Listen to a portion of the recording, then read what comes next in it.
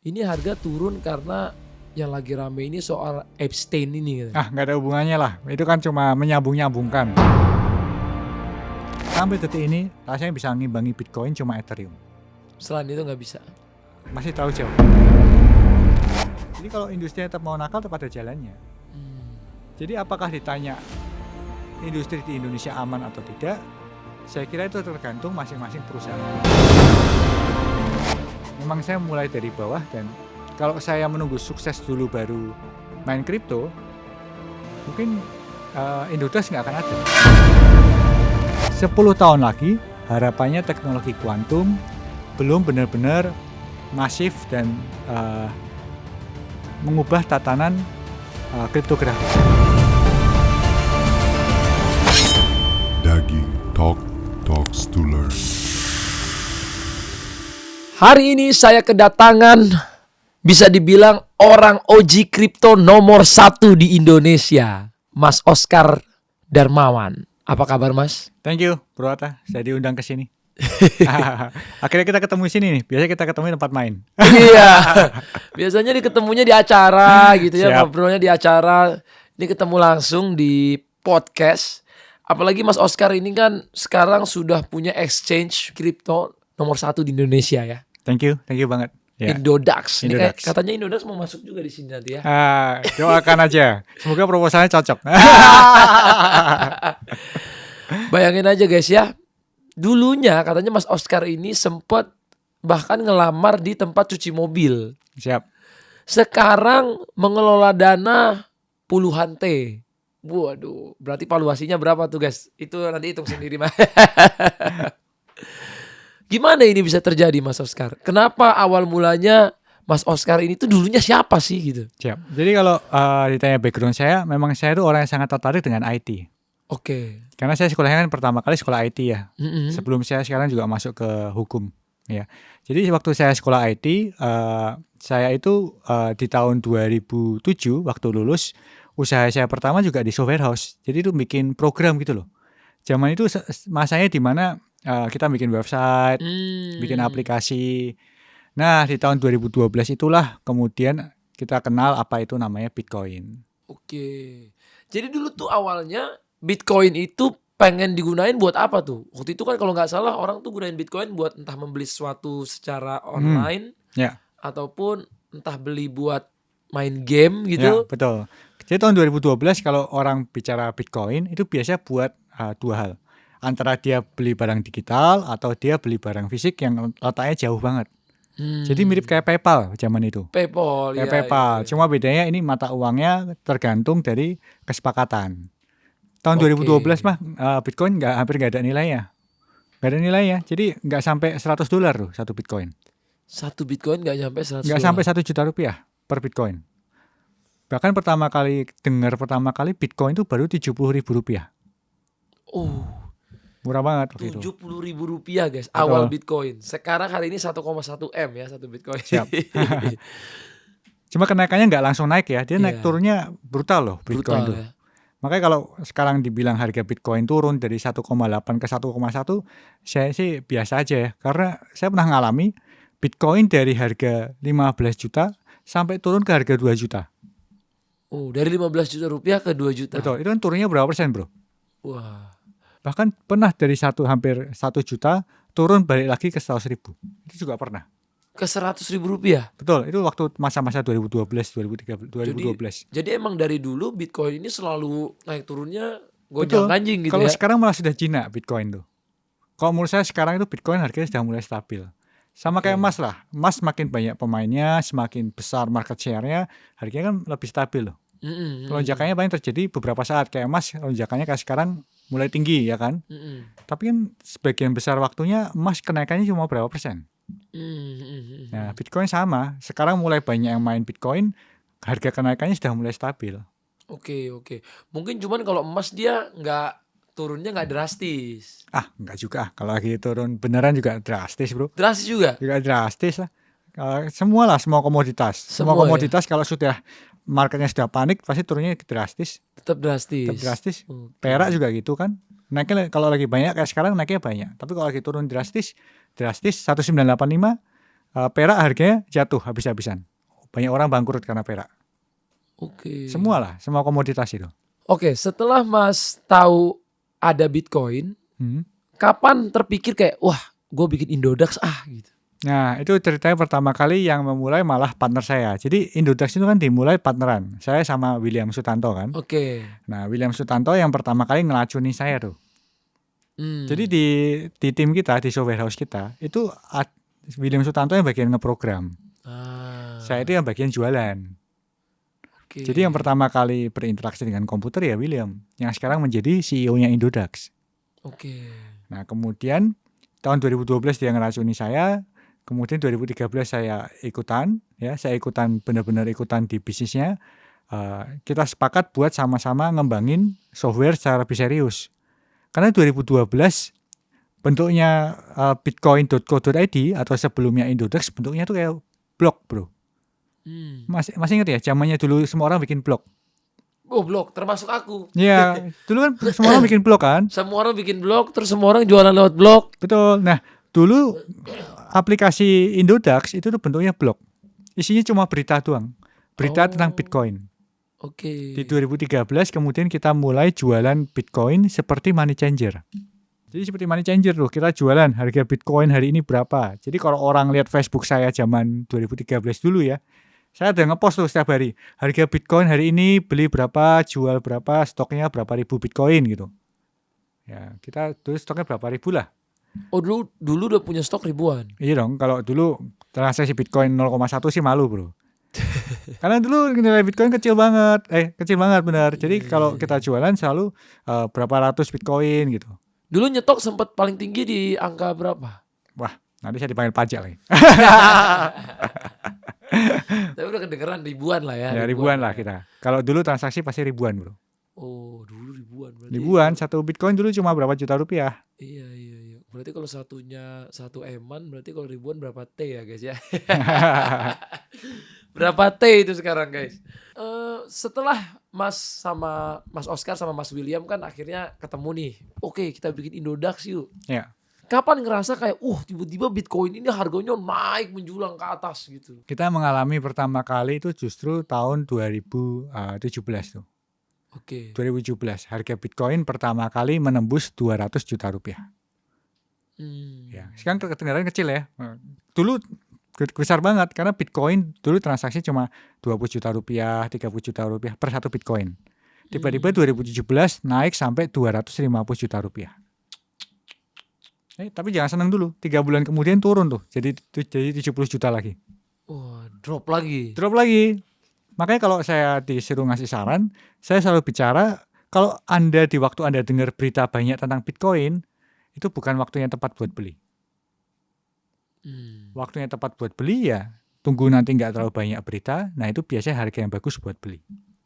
Tapi kalau beritanya banyak terus? Itu artinya waktunya jual itu. Oke, tapi kalau jarang kan sekarang Bitcoin kalau lagi naik beritanya rame, pas lagi turun beritanya juga rame. Enggak lah, ini kan belum benar-benar turun ini. Ini belum turun nih Ini belum menurut Mas? benar-benar turun, ini kan masih masa koreksi, sideways aja belum terjadi. Akan terjadi angka lebih turun lagi dari sekarang. Kalau saya sih dari tahun lalu ya, saya nggak seoptimis teman-teman influencer lain. Kalau teman-teman influencer lain kan bicara Bitcoin akan berapa miliar, ya lain sebagainya kan. Saya lebih merasa kurva 4 tahunan Bitcoin itu tetap bakal terjadi. Dan saat ini adalah masa menuju ke titik seimbangan Bitcoin, setelah itu akan menuju harga sideways-nya berapa. Oke. Ini belum sideways nih, karena harga Bitcoin-nya belum stabil. Sama kayak emas lah. Emas kan kalau sudah sideways lama kan? Lama. Nah, ada momen seperti itu di Bitcoin. Karena ada faktor halving 4 tahun sekali itu. Oke, tapi emas mungkin aku nggak pernah lihat dia turun di bawah 40% gitu, nggak pernah. Karena emas itu pasar optionnya sudah banyak, pasar future-nya sudah banyak. Iya, jadi Sudah dia mature. turunnya, misalnya dia naiknya, anggaplah naik 3, ya turunnya maksimal 2, tapi udah naik 1. Gitu. Siap. Karena jadi naik 4, turunnya ya 2 atau 3 gitu. Karena masalah emas itu sudah mature pasarnya. Iya. Sudah banyak yang jagain, lain sebagainya kan. Dan negara sudah jadi devisanya pakai emas. Jadi kalau turun banyak pasti otomatis ada negara yang akan ngeborong. Kalau negara yang sudah bermain itu kan kekuatan belinya besar, bro. Oke. Nggak bisa dibandingin lah. Karena Bitcoin memang jadi devisa beberapa negara, tapi belum banyak. Belum seperti emas lah. Belum gitu seperti emas. Jadi kekuatan penjagaan demand-nya belum sebesar itu. Kalau kita lihat harga sekarang ini, ada yang bilang nih konspirasinya ya, konspirasinya. Ini harga turun karena yang lagi rame ini soal Epstein ini katanya. Nggak ada hubungannya lah. Itu kan cuma menyambung-nyambungkan. Katanya Epstein ini salah satunya orang di belakangnya yang membuat Bitcoin, Satoshi. Itu benar nggak sih? Menurut saya sih cuma menyambung-nyambungkan. Memang Epstein sempat berhubungan dengan Coinbase kan. Kalau dari surat-suratnya lain sebagainya ya. Tapi kalau teman-teman coba buka kurva 4 tahunannya Bitcoin, di-compare deh. 4 tahun yang terakhir itu kan 2000 yang sebelumnya sekarang itu kan 2021 tuh. 4 tahun sebelumnya tahun 2017. 4 tahun sebelumnya 2013. Kurva 4 tahunnya itu di-compare aja, ditempelin. Nanti kelihatan. Memang ini masanya turun. Dan kalau masanya turun, semua orang mencari alasan. Oh, ini turun karena apa? Ini turun karena apa? Tapi semua komoditas tuh pasti ada cycle-nya, ada cycle-nya. Karena komoditas seperti Bitcoin itu ada faktor eksplorasi. Biaya eksplorasi itu yang menentukan harga utamanya mereka sebenarnya. Kayak Bitcoin, harga eksplorasi sekarang, kalau di US harga sekarang harga yang sudah cukup sama nih dengan harga mining. Tapi kalau kita bandingkan dengan Eropa Timur ya, harga biaya eksplorasi per satu Bitcoinnya itu sekitar $40.000. Jadi kalau kita mining Bitcoin, untuk setiap satu Bitcoin biaya $40.000. Sama kayak emas lah. Kenapa emas turunnya nggak bisa terlalu banyak? Karena ada biaya eksplorasi. Biaya eksplorasi biaya nambang, bro. Kan kalau biaya nambangnya itu sudah mendekati harga aslinya, orang yang punya pertambangan emas dia nggak akan jual emasnya. Dia akan nunggu harga emasnya naik lebih tinggi baru dijual. Nah, berarti kalau di era sekarang ini menurut Mas Oscar nih zaman-zamannya beli lah ya. Kalau saya sih menyarankan beli itu ya waktunya sekarang, bukan kemarin. Harusnya beli di tahun 2026 ini, di 2027, kemudian jualan lagi di 2028, 2029. Tapi ini ya, bukan saran investasi ya. Bukan itu ya? pendapat saya ya. Oke. Nah, kalau gimana kalau teman-teman yang investasi di koin lain, Mas?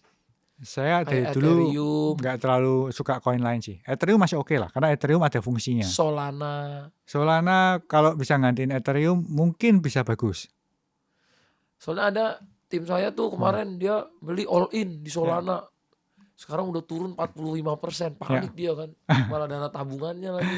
Siap. Kalau itu gimana tuh, Mas? Ya, jadi kalau saya suka membuat kelas-kelas lah ya.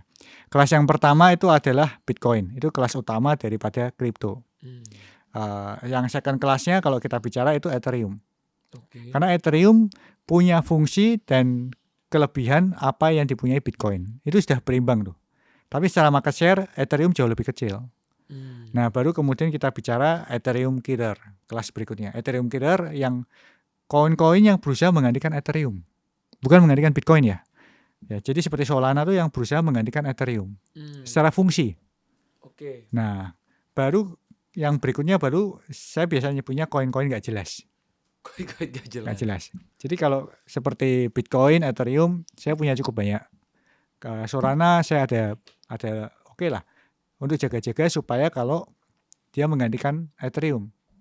Tapi kalau koin-koin yang nggak jelas saya nggak terlalu ngefan lah.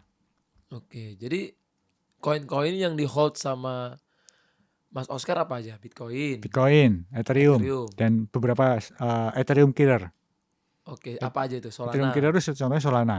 Solana masih hold. Contohnya dari Solana lah. Berarti menurut Mas Oscar nih Solana akan naik. Solana, Tron itu kan apa yang berusaha menggantikan Ethereum. Berarti akan naik lagi. Atau dia tergantung. Bitcoin. Kalau Bitcoin naik dia akan naik. Enggak, dia tergantung apakah dia benar-benar bisa menggantikan Ethereum apa enggak. Karena koin-koin Ethereum Killer itu berbahaya loh. Kalau dia nggak bisa menggantikan Ethereum, dia nilainya bisa 0. Dia bisa 0 karena nggak ada alasan lagi kenapa harus pakai itu gitu. Tapi Solana menurut saya salah satu blockchain yang bagus lah. Karena secara speed jauh lebih cepat. Ini kalau kita bicara soal ilmu computer science ya. Ya. akan punya kenaikan setinggi Bitcoin atau nggak usah setinggi Bitcoin lah. At least after Bitcoin, Ethereum, Solana atau Tron? Kalau menurut saya Ethereum. Ethereum. Sampai detik ini rasanya bisa ngimbangi Bitcoin cuma Ethereum. Selain itu nggak bisa. Masih terlalu jauh.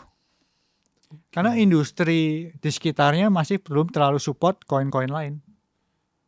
Oke. Masih terlalu jauh.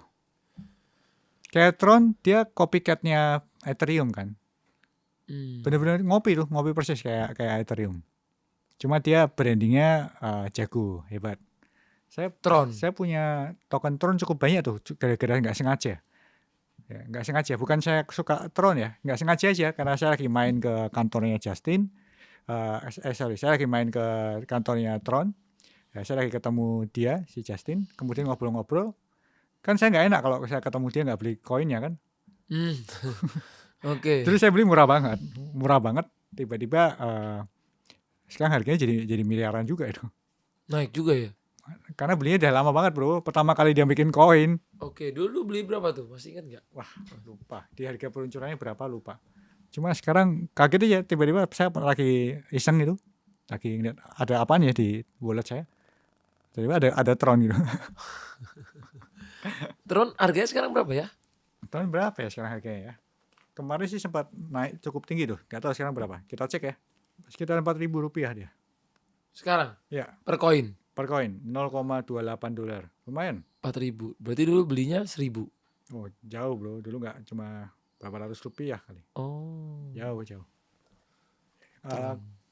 Kalau kripto kan gitu kan. Kayak beli undian bro. Ya apa? Jadi kalau kita belinya tepat, naiknya berpuluh-puluh kali lipat. Tapi kalau meleset, jadinya abu bro. Jadi abu nggak ada harganya. Betul.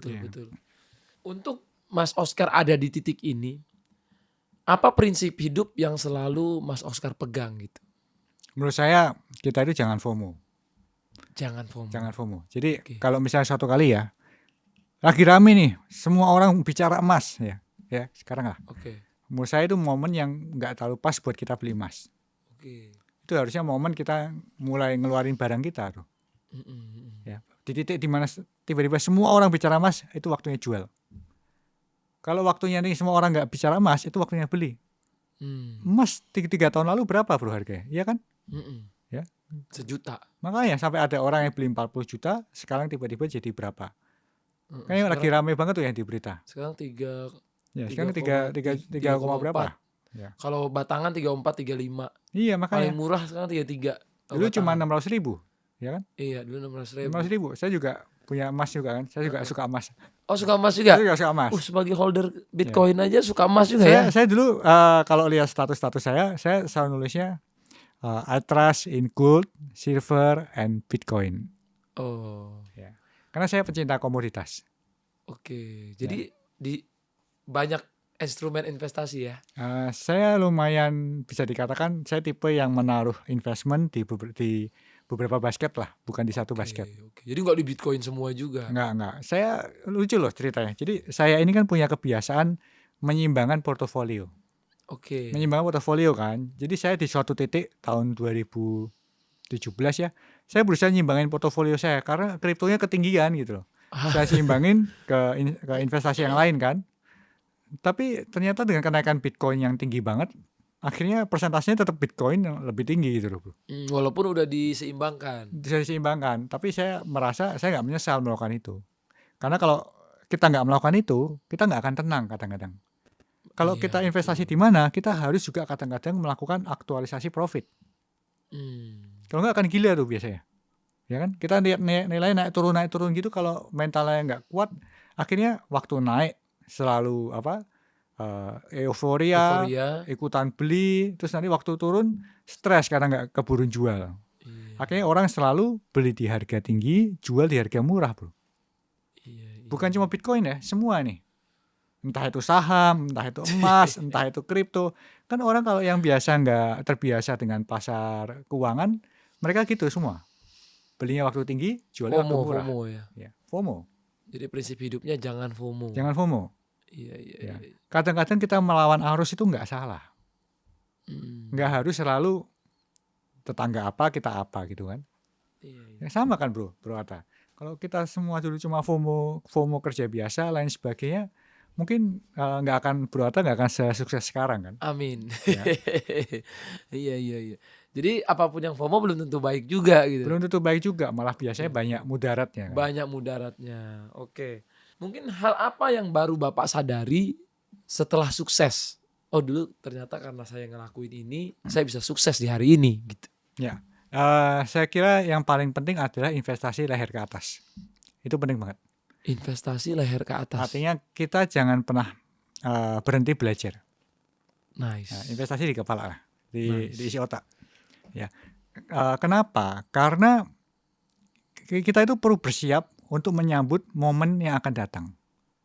Ya, salah satu yang bisa kita lakukan adalah kita investasi di diri kita sendiri. Kadang kan orang sibuk nih investasi ngumpulin duit tanpa Iya mau juga, nyiapin ilmunya lain sebagainya kan. Nah, padahal ilmu itu diperlukan. Kalau kita cuma berinvestasi tanpa kita punya ilmu, akhirnya uang yang kita investasikan asal. Karena Akhirnya nggak larinya punya ilmunya. ke scam, larinya kemana, cuma asal ngejar cepet gitu kan. Asal ngejar FOMO gitu. Kalau Mas Oscar sendiri di mana tempat belajar paling pas yang bisa meningkatkan skill kita dalam berinvestasi gitu? Saya boleh nyebut merek ya? Boleh? Di Gramedia. Saya suka beli buku bro. Di Ya, Gramedia. jadi saya dari kecil, ayah saya itu punya kebiasaan naruh anak-anaknya di Gramedia. Ya, saya terima kasih sekali nih ke toko buku Gramedia karena saya salah satu yang biasa buka plastiknya Gramedia. Terus baca di sana nggak dibeli Baca ya? di sana kan dibeli. Tapi sekarang saya beli. Saya juga lagi. Sorry ya Gramedia ya. Sama toko apa satu lagi ya? Dulu Gunung Agung. Gunung satu lagi. Agung. Iya, jadi saya Sama dulu Wali Songo ada juga di sini yang saya nggak tahu. Saya di Semarang soalnya. Oke, Iya, Semarang. saya di Semarang. Jadi saya dulu suka membaca di toko buku. Saya kira toko buku itu suatu hal yang menarik ya. Jadi saya juga kadang-kadang sekarang bawa keluarga saya ke toko buku tuh. Jadi supaya anak terbiasa dengan buku. Ya, dari situ orang akan mau belajar. Memang belajar dari internet bisa. Tapi belajar dari internet tuh kadang cuma dapat kulitnya tuh. Oke, nggak dapat Nggak intinya. dalam-dalamnya. Karena terlalu luas kan. Orang belajar dari mana sih? Apalagi zaman sekarang orang cuma lihat TikTok, cuma lihat YouTube Short. Itu kan cuma kulit-kulitnya bro.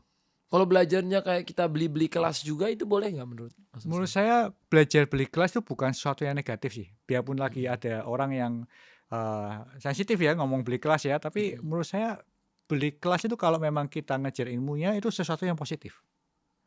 Karena kadang-kadang ada tipe orang yang nggak bisa belajar sendiri kan. Lebih gampang diajarin. Oke. Tapi yang masalah adalah kalau orang beli kelas tapi mengharapnya bukan ilmunya, tapi mengharapnya ikutan sukses cuma karena tahu kulit-kulitnya doang, itu bermasalah tuh. Ya kan kita ikutan kelas itu sekali lagi untuk dapat ilmunya, bukan untuk dapat signal kan. Oke. Kan banyak nih sekarang kelas-kelas trading, entah di saham, di forex, di kripto. Kelasnya ternyata kita ikut cuma buat dengerin orangnya ngomong beli apa, jual apa, itu pasti masalah itu. Oh, malah nggak boleh ikut kelas buat dengerin Mendingan beli apa jual apa. saya jangan ya, mendingan ikut signal berbayar sekalian daripada ikut kelas kalau itu. Jadi produk di keuangan itu kan ada yang namanya signal berbayar. Nah kalau itu malah biasa success rate-nya lebih bagus itu. Ya daripada ikutan kelas yang memang sebenarnya tujuannya jual ilmu, bukan jual signal. Nah, ini kan sempat rame juga Mas Oscar ya. Hmm. Katanya apakah exchange di Indonesia ini aman gitu? Menurut Ya. Mas Oscar gimana tuh soal berita-berita di luar sana? Ya, kalau yang harus kita ketahui OJK kan baru peralihan. Sebelumnya kripto itu kan diawasi oleh Bapepti. Oke. Ya, di Bapepti baru benar-benar diawasi OJK sekarang. Ya. Apakah aman atau tidak? Saya kira itu juga tergantung dari siapa yang berbisnis dan bagaimana bisnisnya dan pengawasannya juga. Oke. Saya percaya era Bapepti kemarin mengawasi juga optimal. Sekarang diawasi oleh OJK juga optimal. Cuma kan tetap namanya industri itu ada orang-orang yang nakal bro. Ngawasinya caranya gini, nanti orangnya mikir ini ada loophole-nya nih, kita bisa bermainnya di sini. Kan di industri selalu ada seperti itu. Nggak usah bicara kripto lah, kita bicara bank, kita bicara asuransi. Kan tetap aja ada cara-cara nakalnya, bro. Jadi saya kira pengawasannya sudah bagus. OJK sudah bagus, Bapepti dulu juga sudah bagus. Ya, jadi kalau industri tetap mau nakal tetap ada jalannya. Jadi apakah ditanya industri di Indonesia aman atau tidak? Saya kira itu tergantung masing-masing perusahaan. Berarti kalau berita-berita di luar sana katanya ada exchange, pakai duit exchange-nya untuk keperluan pribadi gitu. Ada dengar berita itu nggak, Mas Oskar? Saya ada dengar. Oke. Cuma tanpa menyebut merek ya, tanpa menuduh dan lain sebagainya. Saya kira apakah hal itu possible atau enggak? Kalau ditanya ke saya ya, apakah hal itu possible apa enggak? Kita bicara ke semua industri ya, bukan kita bicara yang dituduh atau lain sebagainya. Itu ya seperti yang saya sampaikan, setiap industri waktu diawasi selalu ada loophole yang bisa dimanfaatkan. Ya kan sama kan? Apa rahasia penjahat yang sukses, bro? Penjahat yang sukses adalah penjahat yang tahu hukum. Benar ya? Ya, kalau penjahat itu nggak tahu tentang hukum, dia akan biasanya cuma penjahat kelas teri. Ya, sama seperti kalau kita bicara di industri keuangan. Ya, makanya ini kan pinter-pinteran nih. Yang ngawasin sama yang berbisnis harus memastikan bahwa yang berbisnis integritasnya bagus. Jadi yang ngawasin juga benar gitu kan. Juga enak gitu. Ya, tapi apakah yang tadi dituduhkan itu benar atau salah? Saya nggak tahu. Ya, saya memilih untuk nggak tahu, bersikap nggak tahu karena itu kan tugas pengawas ya. Ya, dan saya kan bukan pengawasnya, bro. Oke. Nah, gimana Bapak merespon kalau ada kata-kata orang yang belum kaya jangan pernah main kripto? Kalau saya dulu bersikap begitu, mungkin malah saya nggak jadi Oscar yang sekarang. Ya kan? Ya, saya percaya saya punya karakter, saya tidak boleh melubangi kapal yang saya naikin. Ya, jadi saya kan salah satu yang sukses dari industri kripto ya. Bisa dikatakan lah ya, bukannya mengklaim diri sendiri, tapi saya rasa saya cukup baik lah perkembangan saya sekarang dari kripto. Dan saya kenal kripto itu jauh sebelum saya punya uang. Jadi dulu saya memulai kan dari bawah, bro. Saya dulu kalau makanya kalau lihat konten sosial media saya, kan kadang-kadang ada komentar yang bilang, oh saya kenal tuh Oscar, dulu kalau datang ke kantor saya masih pakai motor.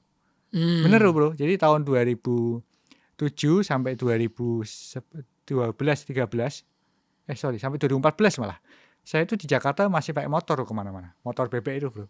Bukan motor besar loh, motor bebek, bro. Motor bebek Honda Beat gitu loh. Jadi karena memang saya memulai dari situ. Ya, bahkan dulu sebelumnya saya pakai bis Transjakarta lain sebagainya.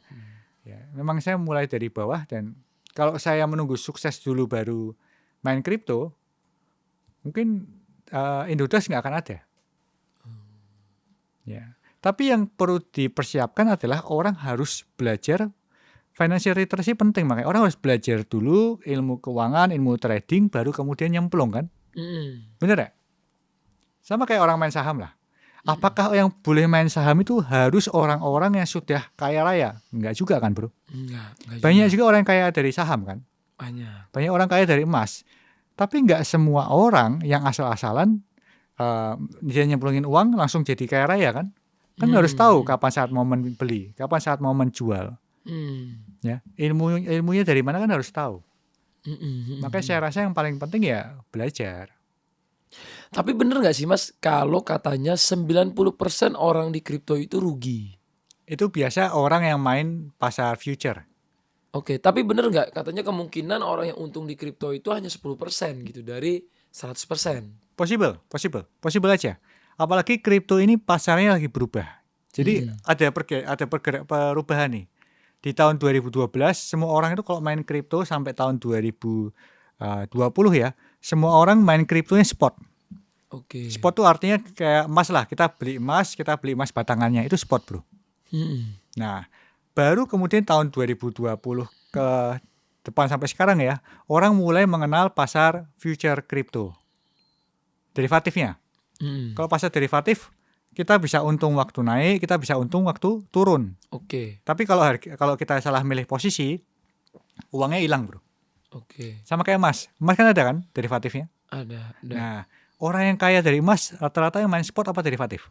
Kalau menurut Mas? Spot, bro. Oke. Iya kan? Orang Iya, yang kaya dari emas tuh rata-rata orang yang megang emas batangan. Bener gak? Iya.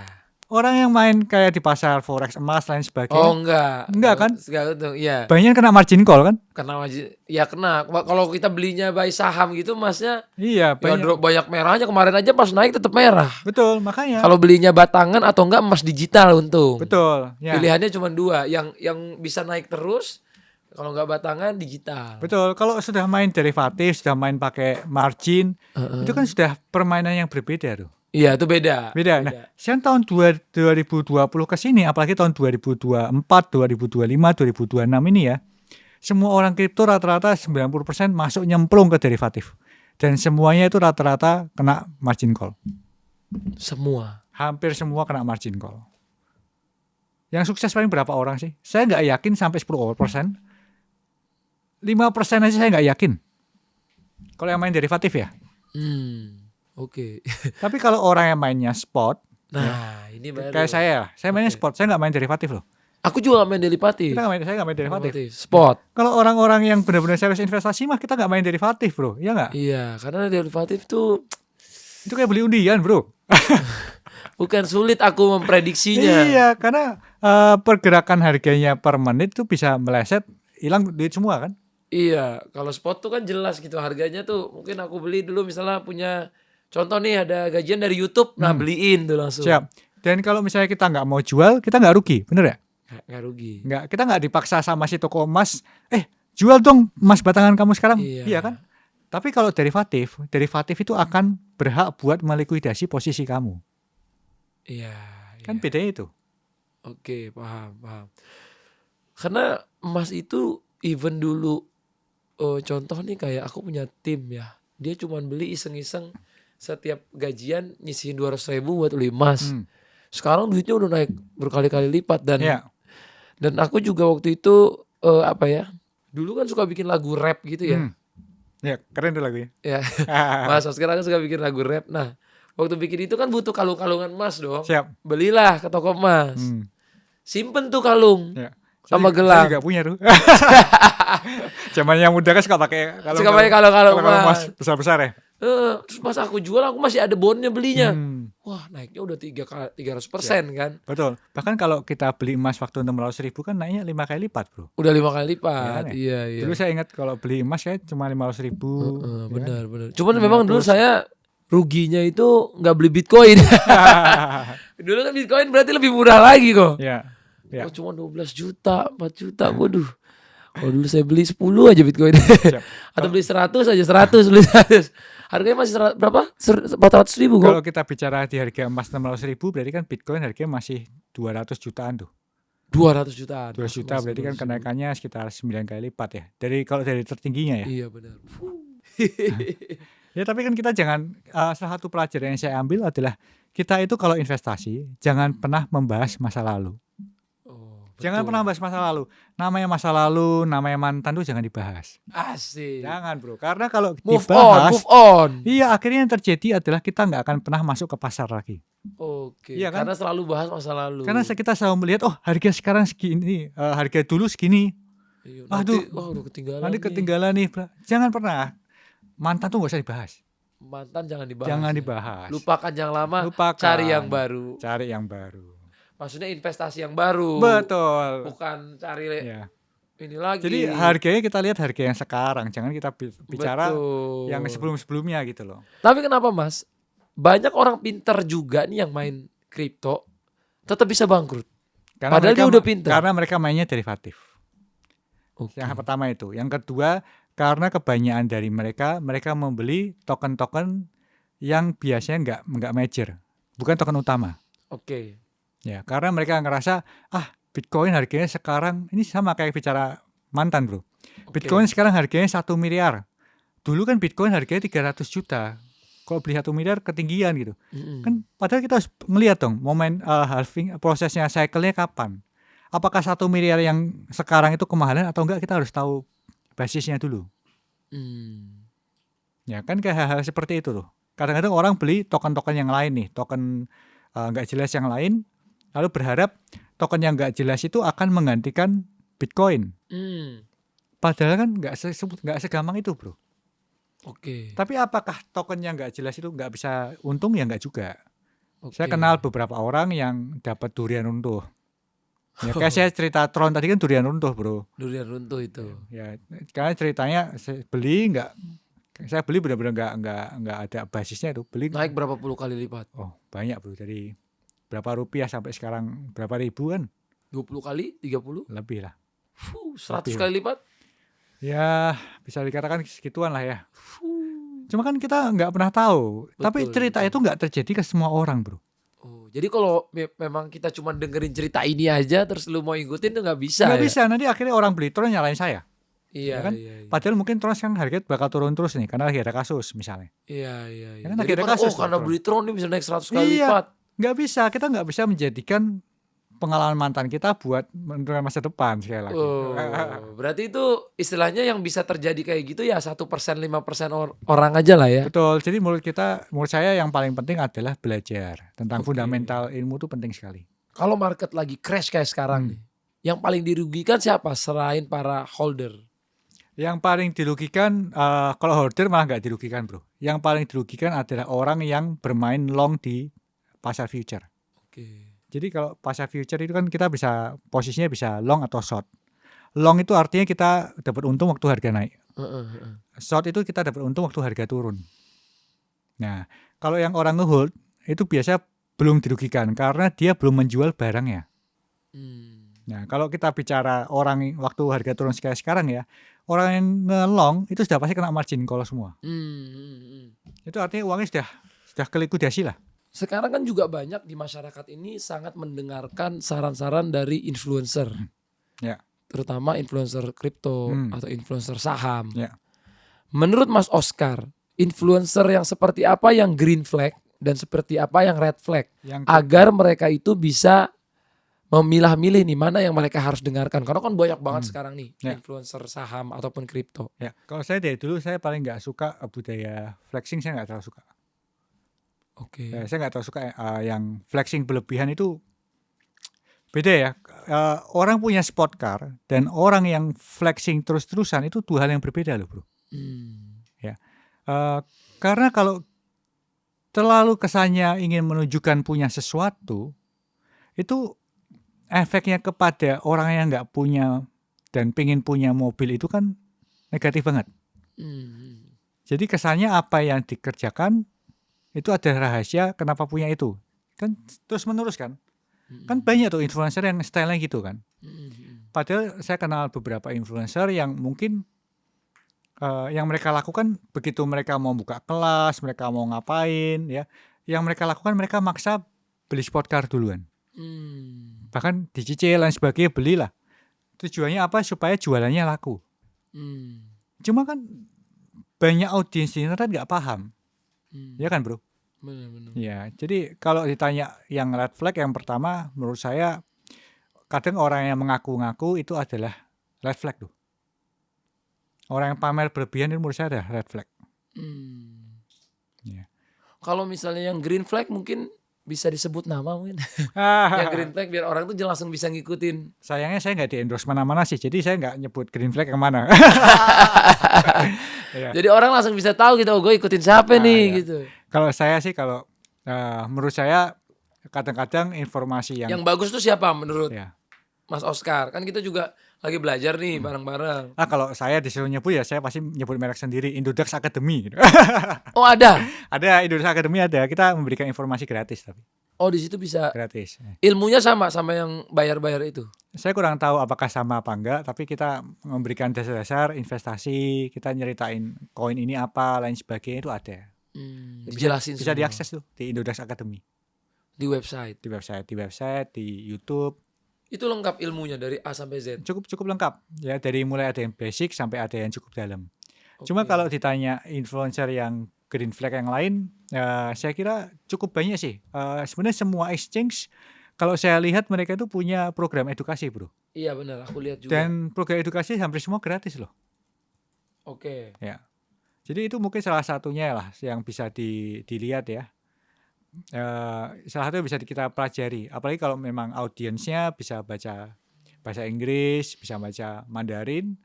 Wah, materi gratis sih sebenarnya cukup bagus-bagus, Cukup banyak ya. cukup banyak. Ya Oke. kalau enggak kan sebenarnya toko buku juga jual banyak ilmu tuh. Benar, Ya. benar. Jadi toko buku sekarang masih update juga lah ya menurut. Saya sih masih Mas Oscar. rutin mengunjungi toko buku. Oke, kita menuju ke akhir-akhir nih Mas Oscar. Kalau misalnya Mas Oscar ini umurnya 20 tahun lagi, kembali ke 20 tahun. Oh, kembali ke 20 tahun. Saya pikir umurnya 20 tahun lagi. bukan. Kalau misalnya Mas Oscar ini umurnya kembali ke umur 20 tahun. Dari mana Mas Oscar akan memulai? Saya itu tipe yang nggak pernah menyesal yang sudah saya lakukan. Dan saya Oke. percaya apapun yang saya lakukan pada saat itu adalah keputusan terbaik yang sudah saya pikirkan saat itu. Oke. Jadi kalau memang ditanya 20 tahun lalu ya, waktu umur 20 ya, Oke. saya akan melakukan hal yang sama persis dengan yang saya lakukan saat itu. Oh, sama persis. Sama persis. Karena Karena- Mas Oscar mensyukuri apapun yang udah dijalani Betul, dan- untuk menjadi hari ini. Betul, dan saat itu saya percaya kondisinya saat itu adalah itu keputusan terbaik yang saya lakukan. Oke. Kalau kita ingat-ingat lihat belakang mungkin kita nggak paham, tapi pada saat itu kondisinya mungkin seperti itu gitu. Makanya keputusan kita seperti itu. Sama kan seperti kita di jalan. Kenapa ya waktu itu kita belok kiri ya? Padahal mungkin belok kanan karena jalannya ditutup kan. Iya. Intinya kalau yang saya tangkap jangan banyak-banyak menyesali masa lalu lah ya. Betul, mantan tuh harus di move on. Karena pendewasaan terbaik adalah belajar dari masa lalu. Betul, bro. Kalau nggak punya masa lalu yang kelam, masa lalu yang berat, masa lalu yang salah, tidak akan ada masa depan yang baik. Betul. Itu Yang dia, penting guys. kita harus selalu maju ke depan. Oke. Nah, gimana kalau sebaliknya? Kalau misalnya Mas Oscar ini akan hidup 20 tahun lagi. Saya tuh Apa yang Mas Oscar akan lakukan di 20 tahun ke depan sampai Mas Oscar pergi dari dunia ini? ya, saya selalu percaya bahwa orang tuh harus memberikan nilai. Oke. Ya. Dan saya kira banyak tahu lah. Saya nggak tahu ceritanya dari mana ya. Tapi saya sebenarnya cukup khawatir dulu. Saya cukup khawatir karena terus terang usia ibu kandung saya juga nggak terlalu panjang. Mama saya meninggal umur 36. Ayah saya meninggal di umur 60-an lah. Jadi momen waktu saya umur 36 itu adalah momen di mana saya merasa oh ternyata ibu saya meninggal cukup cepat gitu. Ya, sekarang saya kan umur 40, bro. Ayah saya kan 60-an, berarti 20 tahunan lagi. Ya, jadi saya juga nggak tahu apakah umur saya seberapa panjang ya. Dan 20 tahun itu berarti kurang lebih sama seperti umur ayah saya. Jadi kalau ditanya pertanyaan itu, saya pernah dan berkali-kali memikirkan hal itu. Tapi saya selalu kembali pada kesimpulan bahwa yang akan saya lakukan adalah tetap sama seperti sekarang. Saya akan tetap bekerja setiap hari, bangun pagi, kerja sampai malam, itu akan tetap saya lakukan. Dan saya percaya apa yang saya lakukan itu harus memberikan sebuah value kepada sekitar saya. Makanya ada orang yang tanya sama saya, kenapa sih saya ngelola perusahaan begitu banyak? Banyak, bro, perusahaan yang saya kelola kan hampir 40-50 ada. Ya, total timnya ini aja selain kripto ya? selain kripto. Total karyawan kita hampir 5.000 orang. Ya, totalnya ya hampir 5.000 orang. Ini berarti dalam grupnya Mas Oscar. Betul. Oke. Ya karena saya ingin memberikan suatu makna lah kepada orang lain. Hidup harus saya memberikan suatu yang lebih kepada sekitar kita. Saya nggak peduli umur saya berapa panjang, tapi saya ingin hidup saya itu seperti kembang api, bro. Jadi kembang api kan gitu kan. Oke. Kita harus kelihatan terang dan bersinar dengan baik sebelum akhirnya menghilang kan. Ya, mungkin saya nggak tahu agamis sih, saya nggak terlalu religius. Kalau orang religius kan mikirin setelah kematian ya. Tapi saya pikirin tentang kehidupan dulu deh. That nice, kayak kembang api. Suatu perumpamaan yang bagus. Supap, habis itu menghilang. Yang penting pas meledaknya itu semua orang melihat dengan indah. Ya, semua orang bisa merasakan manfaatnya kan. Betul. Ya, jadi ya apa yang saya lakukan kalau hidup saya tinggal 20 tahun ya seperti sekarang. Nah, kalau misalnya Mas Oscar ditanya nih sama Gen Z yang lagi nonton, Bapak, saya cuma punya duit 1 juta rupiah. Apa yang harus saya lakukan dari 1 juta rupiah ini agar saya bisa menjadi pribadi yang lebih baik atau bisa menjadi sukses kayak Pak Oscar? Ya, kalau saya akan menyarankan yang pertama, orang itu merefleksi dirinya dulu. Dia mau ngapain di hidupnya? Dia harus memilih di industri apa dia mau berkembang. Ya, karena setiap industri itu punya skill set yang berbeda. Tapi kalau orang itu nggak ngerti di industri apa, menurut saya yang paling perlu di orang itu pelajari adalah ilmu menjual, ilmu sales. Jadi kalau punya uang 1 juta rupiah aja, yang saya sarankan dia beli ilmu ke toko buku sekali lagi, cari buku tentang penjualan, buku tentang komunikasi, karena itu adalah cara memulai karir paling mudah dan paling pasti. Investasi ke diri sendiri dengan menambah ilmu. Habis itu ilmu pertama yang dipelajari adalah ilmu sales Dan komunikasi. Ya. Wow. Karena itu dulu salah satu pengalaman yang mengubah hidup saya adalah saya membeli satu buku How to Talk to Anyone. Wow. Itu yang selalu aku kasih tahu sama tim-tim aku kan. Siap. Belajarlah kamu jualan. Betul. Belajar menjual. Mau kamu posisinya apapun, belajarlah menjual. Siap. Pokoknya kalau kamu bisa komunikasi dan menjual, udah siap-siap jadi orang sukses. Betul bro. Karena awal kesuksesan itu dari komunikasi dan bisa jualan.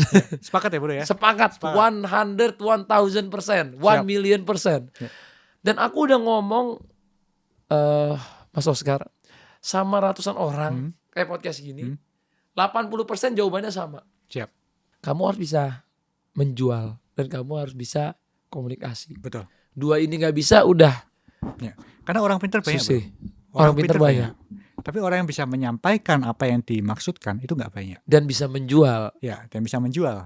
Itu susah. Ya. Makanya banyak ex-sales itu sukses kan. Ya, betul. Betul banget. Banyak kalau aku tanya orang sukses dulunya apa? Aku sales, aku makelar. Nah aku nih lulusan makelar. Ya, sama bro. Makelar, makelar juga. Makelar juga. Jangan pernah ngeremehin makelar yang ada di Indonesia ya, atau di dunia ini. Makelar itu calon-calon orang sukses. Karena makelar itu kan dia belajar ngejualin ke orang, nego lagi ke yang punya barang. Betul ya. Berusaha di tengah-tengah itu, wah. Apalagi pengusaha-pengusaha Indonesia tuh hebat-hebat loh. Karena kan di sini tantangannya lebih banyak ya bro ya. Betul. Kalau kita bisa sukses di Indonesia, di mana aja lebih gampang. Iya. Karena kalau di negara selain Indonesia, aturan mainnya kan lebih jelas. Iya. Di Indonesia aturan mainnya lebih lika-liku. Challengingnya lebih banyak. Challenging lebih banyak. Jadi kalau lulus di Indonesia, insya Allah di negara lain bisa pecah. Siap. Waduh, jadi itu ilmu paling keren yang aku dengar sekali lagi dari orang-orang hebat yang udah bisa dibilang nih, beliau ini depan saya ini triliuner ya. Jadi kalau kita dengar kata beliau selalu ada hikmahnya. Karena kan setiap orang sukses itu ada reasonnya mas. Siap. Selain reason itu, kenapa reason itu datang? Karena ada yang dia pelajari. Nah ini buah kata dari Mas Oscar. Gitu. Nah, thank you. 10 tahun lagi, kripto ini masih ada atau akan ada teknologi yang lebih canggih lagi dari kripto menurut Mas Oscar? Kalau menurut saya, kripto ini saat ini yang menggerakkan cuma satu koin, yaitu Bitcoin. Oke. Ya, koin-koin yang lain ribuan itu masih cuma nunut lah kalau bahasa Jawa ya. Cuma ikut pergerakan dari harga Bitcoin kan. Nah, Bitcoin sendiri itu secara teknologi masih sangat menarik sampai tahun 2040. Sekarang ini kan baru 2026 nih. Jadi kalau kita bicara 10 tahun lagi, 2036, masih akan sangat menarik. Karena adanya masa halving itu. Kalau setelah tahun 2040, halvingnya jadi nggak terlalu berefek banyak tuh. Dan 10 tahun lagi, harapannya teknologi kuantum belum benar-benar masif dan mengubah tatanan kriptografi. Teknologi kuantum itu teknologi yang prosesnya sangat cepat, yang bahkan proses enkripsi akan berubah semua nanti. Nah, itu proses enkripsi yang berubah semua itu mungkin akan berefek kepada Bitcoin. Nah, kalau kita sudah bicara 10 tahun berikutnya, nah itu agak susah tuh bro. Tapi kalau 10 tahun lagi, menurut saya kripto masih menarik. Setelah itu kita nggak tahu. After 2040 ya, kita nggak tahu. Oke, bisa jadi turun. Bisa jadi turun. Dan bisa jadi ada teknologi yang menggantikan Bitcoin. Berarti pertanyaan saya lumayan dalam nih, sampai beliau sendiri yang ngomong ya. Ini beliau yang ngomong ya, bukan saya ya. Tapi sekali lagi 10 tahun kan lama, bro. Iya, iya. Ya, kita bisa banyak manfaatkan momentum di dalam 10 tahun ini. Oke, pertanyaan selanjutnya. Bagaimana cara Bapak menjaga kerendahan hati di saat posisinya lagi di atas? Kalau menurut saya saya kira bro juga setuju sih. Kalau orang sudah punya aset atau uang di atas 10 miliar, itu sebenarnya yang dilakukan nggak terlalu matters kok. Maksudnya dalam arti gini, kalau kita sudah punya uang di atas 10 miliar ya, kita sudah makan di mana aja bisa, ya nggak? Amin. Kita mau tidur di hotel mana aja, tinggal pilih. Amin. Kita mau liburan pun, besok mau berangkat ke US misalnya, tinggal beli tiket, bener ya? Ya. Jadi setelah di atas 10 miliar, itu sebenarnya cuma mungkin berubahnya sedikit. Dari yang biasanya beli tiket ekonomi, jadi tiketnya selalu first class misalnya, ya kan? Atau biasanya mungkin pilihnya mobil ini, jadi pilihnya mobilnya lebih mahal deh, gitu. Karena kalau kita harus menyadari bahwa sebenarnya nggak terlalu matters gitu, bro. Kalau saya sih melihat uang itu cuma seperti angka-angka gitu loh, bro. Ya. Mungkin kalau waktu kita belum punya uang sampai 10 miliar ya, kita mungkin banyak kebutuhan yang belum terpenuhi kan. Rumah belum punya, mungkin mobil belum punya, liburan masih harus nabung dan sebagainya. Tapi pada saat sudah punya $1 juta ke atas ya, sebenarnya kita harus sadar bahwa di atas itu sebenarnya nggak terlalu beda gitu, bro. Kalau menurut saya sih nggak terlalu beda ya. Mungkin karena saya orangnya nggak terlalu suka brand ya, saya nggak terlalu suka brand. Saya nggak terlalu suka harus pakai merek apa, saya nggak terlalu gitu. Mobil nggak suka juga. Mobil saya juga nggak terlalu ya. Jam tangan saya juga pakai jam tangan elektrik ya, maksudnya nggak terlalu suka jam tangan juga. Saya nggak. Hobinya apa dong, Mas? Main golf atau apa? Saya menikmati experience. Saya menikmati petualangan. Oh, jalan-jalan. Jalan-jalan, sesuatu yang baru di hidup saya sangat menyukai. Olahraga apa gitu enggak juga? Olahraga enggak ada sesuatu yang saya benar-benar tekuni sih. Oke. Ya, jadi menurut saya kalau saya pribadi sih kenapa rendah hati ya, yang pertama memang enggak ada sesuatu yang bisa dibanggakan di atas uang $1 juta kurang lebih sama. Yang kedua yang alasan kenapa harus rendah hati ya karena di atas langit masih ada langit gitu.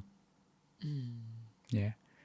Biarpun itu cuma angka, tapi kita harus tahu selalu ada orang yang lebih kaya dari kita. Ya. Kayak sekarang lah, orang pada pamer punya sport car apa.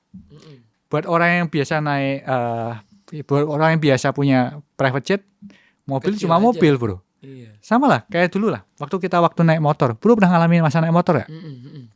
Waktu kita punya motor, kita pasti bilangnya, oh kita naik motor tipe ini gitu kan. Iya. Motor ini cc-nya gini dan sebagainya. Lalu waktu kita pertama kali punya mobil, nggak matters kok, motor apapun tetap motor. Bener ya? Iya. Ya, motor tetaplah motor gitu. Nah, sekarang kalau kita sudah punya mobil, nanti kita pakai mobil ini, mobil juga sama mobil, bro.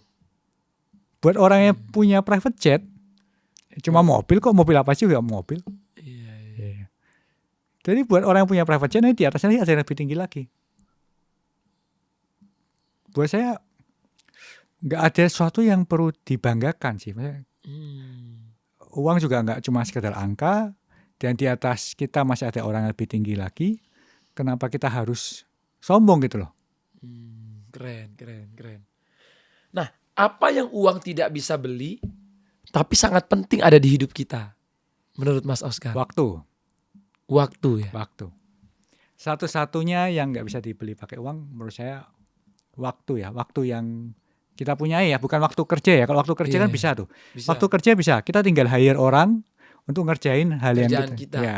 Itu bisa Tapi dibeli. waktu yang kita nikmatin itu kan nggak bisa dibeli. Umur ya. Umur Umur itu nggak bisa dibeli ya. Nggak bisa. Makanya kalau kita lihat orang terkaya di dunia kayak Bill Gates aja, ya udah dia udah sekarang udah tua, dia bikin TikToknya kayak mengenang masa muda, dia nggak bisa muda lagi kan. Betul. Dia nggak bisa beli waktu walaupun sudah sekaya itu gitu. Betul. Bahkan sekarang banyak orang yang banyak involved dengan teknologi supaya umurnya lebih panjang kan. Iya. Karena Terutama saya waktu. Waktu tuh paling mahal ya. paling mahal. Dan semakin kita berumur, sekarang saya umurnya di atas 40 kan. Saya merasa bahwa memang energi kita nggak sebesar waktu kita Muda. ya. Kerasa ya kayak. Kerasa. Kerasa Mas ya. Sekarang aja kalau kurang tidur sudah bangunnya sudah nggak enak gitu kan. Iya, Sudah gampang iya. masuk angin ya. Minuman favorit saya sekarang ini, minum tolak angin dicampur air. Dulu pengen es ya, pengen ini, Iya, pengen itu, makanya. es teh manis. Sekarang kayaknya teh anget deh Mas. Iya makanya. Jahe. Kunyit ya. Iya. Kan bahkan ada orang nih yang kemarin iseng tanya saya, Oscar, kenapa sih kamu selalu rapi kemana-mana pakai jas? Ada orang yang tanya saya itu kan, saya bisik-bisik sama dia. Sebenarnya saya selalu pakai jas tuh karena saya gampang masuk angin. Jadi daripada saya pakai jaket, saya pakai jas. Biar rapi Biar juga. rapi. Tapi tujuannya supaya nggak masuk angin, bro. Oke, jadi waktu itu paling mahal ya guys. Itu nggak bisa dibeli pakai uang. Jadi Betul. manfaatkanlah waktu kamu. Apalagi kamu yang masih muda sekarang nih, masih punya waktu. Carilah kegagalan kamu itu. Betul. So, untuk menjadi kayak Mas Oscar ini, carilah pengalaman, carilah kegagalan. Karena nanti waktu kamu di waktu yang di masa depan, kamu akan merindukan lagi waktu Betul. sekarang kamu masih muda, kamu lagi hustle. Ya mungkin sekarang nih ada yang lagi nonton ini, mereka lagi jadi ojol. Terus ada yang lagi nonton ini lagi kerja di bakery, ada yang jadi security, ada yang lagi bersih-bersih, ada yang lagi jadi office boy. Tapi aku yakin kalau kamu bisa belajar dari setiap posisi kamu adalah sebenarnya calon-calon orang yang hebat di masa depan. Siap. Karena aku kemarin juga ada cukup dengar satu quote. Ada orang di luar sana yang gak sepinter kamu itu, misalnya gak sepinter teman kamu yang pinter. Kamu cuma punya 30% kepintarannya. Tapi kalau orang yang 30% pinter ini bisa kerja keras terus dan mencari terus ilmu yang baru. Yang tadi kayak Mas Oscar bilang, sampai cari buku di Gramedia, baca terus. Bahkan orang pinter pun bisa kalah sama kamu. Karena kebanyakan orang-orang sukses di luar sana yang aku lihat, yang aku denger, yang aku ngobrol bareng, bukan mereka yang paling pinter, tapi mereka yang selalu cari kesempatan, cari ilmu, cari momentumnya. Dan inilah dia Mas Oscar. Tapi menurut saya setuju sih. Sebelum kita umur 30 ya, orang kalau sebelum umur 30, lakukan pengalaman dan kesalahan sebanyak-banyaknya. Iya. Karena harganya murah kesalahan itu. Pada umur itu ya. Pada umur itu kesalahan itu murah. Karena apapun kesalahan yang dilakukan pada saat itu, selama masih bisa jaga nama baik ya, tapi jangan sampai merusak nama baik. Iya, maksudnya kesalahannya itu, misalnya kamu bikin bisnis, ya masih gagal, oke belajar. Tapi Betul. bukan kamu kesalahannya kriminal ya, beda ya. betul, ya. Kalau kamu kesalahannya kriminal, narkoba atau apa ya, itu kamu salah ya, bukan kesalahan itu yang dicari. Maksudnya dalam kamu berusaha, dalam kamu bekerja, salah ya itu bagian dari pelajaran gitu. Betul. Ya, Jadi setuju. dari situlah baru bisa melangkah lebih maju lagi. Oke. Sekarang biasanya di akhir podcast, bintang tamu biasanya boleh tanya sama Oke. aku nih Mas. Ya. Oke. Nah, Atta, kita kan kenal sudah berapa tahun nih? Sudah 3 tahun lebih nih. Betul. Nah, pernah nggak sih nyesel nggak beli Bitcoin 3 tahun 4 tahun lalu? Saya nggak tahu nih, Atta sekarang ada beli Bitcoin apa enggak? Dan waktu itu beli Bitcoin apa enggak sih? Ada beli Bitcoin Ada beli sekarang. Bitcoin. Sekarang ada. Tapi memang dibilang telat, cukup telat. Karena kalau dari kenal Mas Oscar pada saat itu, menyesalnya pasti ada. Tapi kan kalau kita belajar, ya aku tuh kayak punya prinsip hidup gitu tuh Mas Oscar. Yang berbahaya itu bukan telat beli Bitcoin menurutku. Yang berbahaya adalah beli tapi nggak mengerti. Ya, setuju. Ya. Jadi ketika aku belinya itu karena, wah aku telat nih, yang lain aku juga beli. Nah aku tuh nggak mau beli karena itu Siap. Mas Oscar. Tapi aku pengen beli itu karena aku udah mengerti. Nah setelah aku ngobrol sama Mas Oscar, ngobrol sama kemarin banyak orang-orang OG kripto. Nah aku banyak mengerti, aku belajar. Bahkan aku chat, aku teleponan. Gara-gara aku mengerti itu, disitulah aku baru beli. Oke. Sama ya, berarti kita tipe yang nggak pernah menyesal ya. Gak pernah menyesal. menyesal. Gak pernah menyesal. Walaupun kalau dipikir-pikir kan kayak, aduh nyesel. Tapi kayaknya aku tuh gak, daripada aku waktu itu maksain karena pengen ngikut orang, aku mendingan aku membeli saat aku sudah mengerti gitu. Setuju banget. Gak apa-apa kan kok kalau kayak gitu. Setuju banget. Ya. Kita tipe yang sama berarti. Oh, iya. Belajar dulu gitu. Betul. Jadi gak karena FOMO juga. Ya. Tapi kalau Mas Oscar waktu itu kayaknya ngomong sama saya 5 jam gitu, ngasih tahu saya beli deh. Karena saya tuh dari 2012 saya nggak pernah namanya nyuruh orang beli. Oh gitu. Iya, jadi saya nggak pernah nyuruh orang beli. Jadi biarpun waktu itu kita kenal, kan saya bahas Bitcoin juga sambil lalu ya. Iya. Ya karena saya nggak mau di titik di mana memaksa orang melakukan sesuatu. Oke. Ya karena kalau kita orangnya beli dan profit, ya kita bersyukur kan. Tapi kalau Oke. orangnya kita ngajak dan beli ternyata rugi, akhirnya juga pasti kita disalahin. Iya, betul. Bener ya? Betul. Orang kan gitu, mau untungnya tapi nggak mau ruginya. Wah. Mau untungnya tapi nggak mau ruginya. Oke, mungkin silakan Mas Oscar, terakhir nih kasih pesan-pesan buat para penonton di Daging Talk ini. Mereka banyak di sini banyak orang yang pengen sukses juga, pengen berhasil. Mungkin Mas bisa kasih kata-katanya dan diakhiri dengan quote favorit dari Mas Oscar yang bisa menjadikan Mas Oscar kayak sekarang. Ya, saya kira yang paling penting adalah orang itu harus mau selalu mengupgrade diri. Ya, jadi kita harus selalu belajar. Karena semua hal di dunia itu berubah. Selalu berubah. Perubahan itu adalah sesuatu yang pasti. Kalau kita nggak mengubah diri kita nggak terus mengupgrade diri kita akan menjadi ketinggalan dibandingkan apalagi generasi-generasi yang lebih muda. Dan yang paling penting adalah jangan mudah untuk menyerah. Banyak orang yang baru mencoba langsung gagal, dia nggak mau nyoba lagi. Padahal mungkin kesuksesan nggak jauh dari saat itu. Ya, karena kesuksesan itu bukan semata-mata seberapa keras kita bekerja, tapi juga tentang momentum, tentang opportunity kan. Kita harus menyiapkan diri kita harus menunggu momen itu benar-benar datang, barulah kesuksesan itu bisa tepat pada waktunya. Ya, jadi selalu upgrade diri dan pantang menyerah. Oke. Ada quote nggak dulu yang menginspirasi Mas Oscar sampai bisa jadi kayak sekarang? Kata-kata dari siapa gitu, idolanya Mas mungkin? Idola saya paling besar itu almarhum ayah saya. Apa kata-kata dari ayah yang paling jadi Sebenarnya motivasi? sebenarnya quote-nya agak kebalikan sih, ya. Oke. Tapi itu salah satu yang memotivasi hidup saya. Oke, silakan. Jadi ayah saya itu kan bisnisnya ada kegagalan ya. Dia merasa gagal lah. Di akhir-akhir hidupnya dia merasa gagal. Dia selalu mengatakan kepada saya, jangan bermimpi terlalu besar.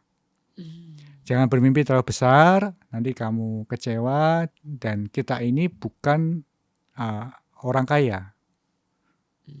Ya, jadi ayah saya mengatakan demikian karena tujuannya supaya melindungi anaknya kan. Karena dia melihat bahwa saya seorang yang dari dulu bermimpi besar dan selalu berusaha mengepus mimpi itu gitu. Jadi ayah saya memberikan nasihat itulah. Ya. Tapi biarpun ayah saya mengatakan kalimat seperti itu terus, saya mengatakan kepada ayah saya, dalam diri saya mengatakan bahwa saya akan membuktikan ke ayah saya bahwa apa yang dikatakan dia salah. Bahwa orang itu harus bermimpi besar. Kita harus bermimpi mencapai bintang supaya bisa menggapai bulan. Wah, itu dia. Terima kasih banyak Mas Oscar. Thank you. Semoga semakin sukses, terus menginspirasi. Amin. All the best. Dan semoga edukasinya bisa jadi suatu hal yang baik untuk teman-teman Gen Z, Gen milenial di luar sana. Terima kasih Mas. Assalamualaikum semuanya. Sampai jumpa lagi di episode berikutnya. God bless you.